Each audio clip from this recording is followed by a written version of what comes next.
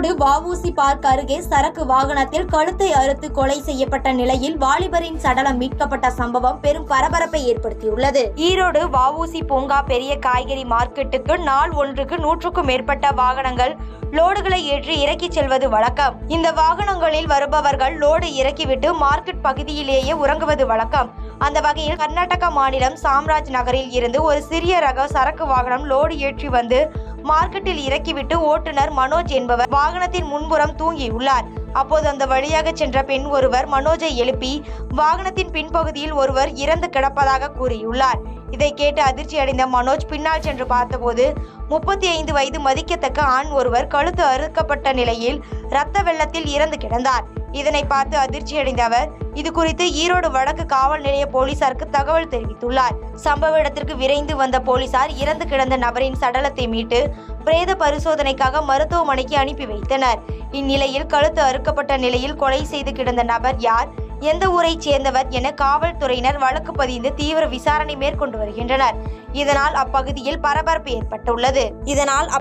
பரபரப்பை ஏற்படுத்தியுள்ளது.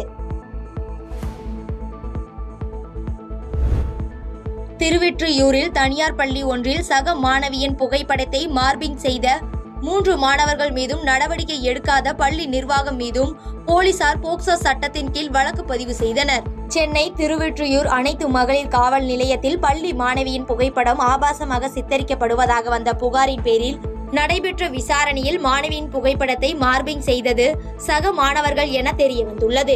மேலும் பள்ளி மாணவர்கள் பல மாணவிகளின் படத்தை மார்பிங் செய்து சக மாணவர்களுக்கு காண்பித்து வந்ததும் இது குறித்து சம்பந்தப்பட்ட மாணவர்கள் மீது பள்ளி நிர்வாகம் எந்தவித நடவடிக்கையும் எடுக்காததும் தெரிய வந்துள்ளது. இந்த சம்பவம் தொடர்பாக மாணவிகளின் புகைப்படத்தை மார்பிங் செய்த 3 மாணவர்கள் மற்றும் பள்ளி நிர்வாகத்தின் மீது போக்சோ சட்டத்தின் கீழ் வழக்கு பதிவு செய்து போலீசார் விசாரணை மேற்கொண்டு வருகின்றனர். குடியாத்தம் பகுதியில் தொடர் திருட்டு வழக்கில் ஈடுபட்டு வந்த காடை மோகன் கூட்டாளி கைது செய்யப்பட்டு 90 கிராம் தங்கம் மற்றும் 760 கிராம் வெள்ளி பொருட்கள் பறிமுதல் செய்யப்பட்டுள்ளது.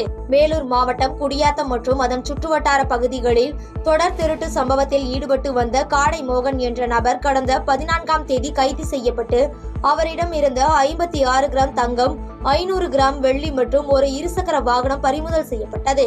இதனைத் தொடர்ந்து குடியாத்தம் போலீசார் காடை மோகனிடம் மேற்கொண்ட விசாரணையில் திருட்டு சம்பவத்தில் ஈடுபட்டு திருடப்படும் தங்கம் மற்றும் வெள்ளி பொருட்களை சிவா என்கிற சிவானந்தம் என்பவரிடம் கொடுத்து தங்க நகைகளை உருக்கி விற்பனை செய்து வந்ததும் தெரிய வந்தது.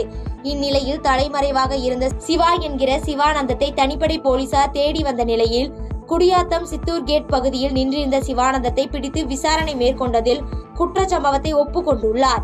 மேலும் அவரிடம் இருந்த 90 கிராம் தங்க நகை, 760 கிராம் வெள்ளி பொருட்களை பறிமுதல் செய்த காவல்துறையினர் விசாரணை மேற்கொண்டு வருகின்றனர்.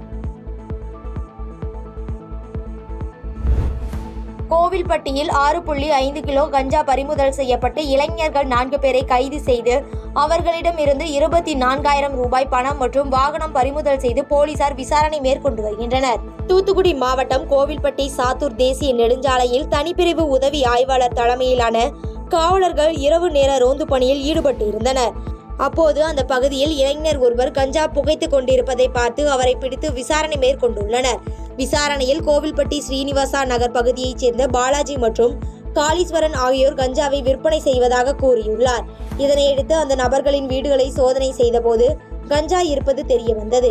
இதனைத் தொடர்ந்து பாலாஜி, சுப்பிரமணி, காளீஸ்வரன், சத்தியமூர்த்தி உள்ளிட்ட 4 பேரை காவல்துறையினர் கைது செய்து 6.5 கிலோ கஞ்சா மற்றும் கடத்தலுக்கு பயன்படுத்திய 2 சரக்கு வாகனம் மற்றும் இருசக்கர வாகனத்தை பறிமுதல் செய்து விசாரணை நடத்தி வருகின்றனர்.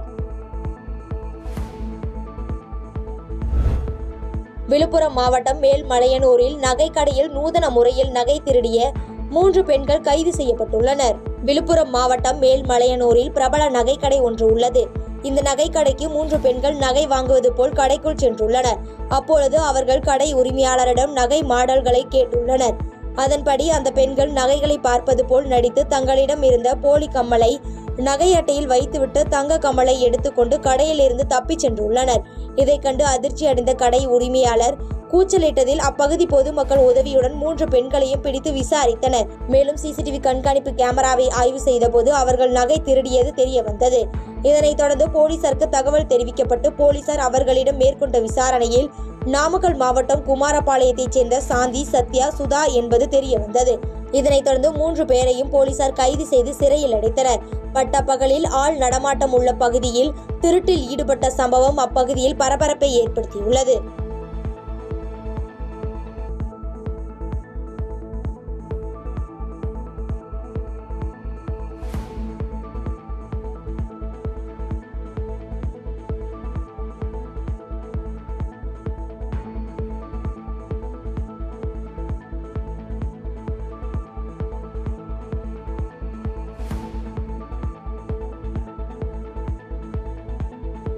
பாதகம் செய்பவரை கண்டால் நாம் பயங்கொள்ளலாகாது பாப்பா. மோதி மிதித்து விடு பாப்பா, அவர் முகத்தில் உமிழ்ந்து விடு பாப்பா. அண்மை செய்திகளை உடனுக்குடன் தெரிந்து கொள்ள இணைந்திருங்கள் இயம்நாடு தொலைக்காட்சியுடன்.